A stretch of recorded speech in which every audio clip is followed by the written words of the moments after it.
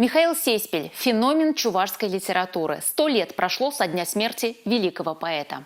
А его стихи звучат все так же актуально и находят своего читателя. В Театре юного зрителя, который гордо носит имя великого поэта, состоялся поэтический перформанс. Актеры попытались проникнуться творчеством Сеспеля и разобрать его метод создания стихов. Одним по мосту, других под мост!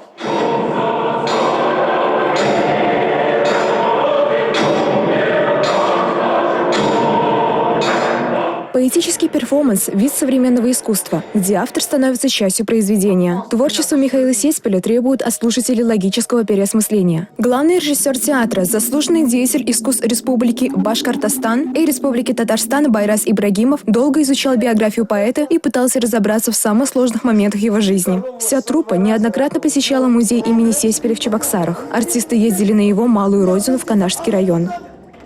Он мечтал об этом, но не видел вот в окружающей среде того времени, вот того, что он желал, что он хотел. Из-за этого, конечно же, его глубокие такие, даже есть депрессивные такие стихи у него. Конечно, человек гениальный по своей сути.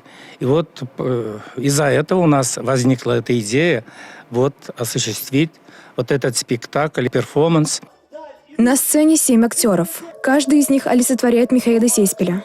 7 совершенно разных судеб, 7 жизней, которые складываются в одну бесконечно трагичную, сложную, яркую, полную страсти и боли судьбу Михаила Сеспеля. Такое режиссерское решение позволяет рассмотреть феноменальную личность поэта с разных сторон, заметить скрытые смыслы, заложенные в его поэзии. Татьяна Тетина, Бахтияр Велиев, Республика.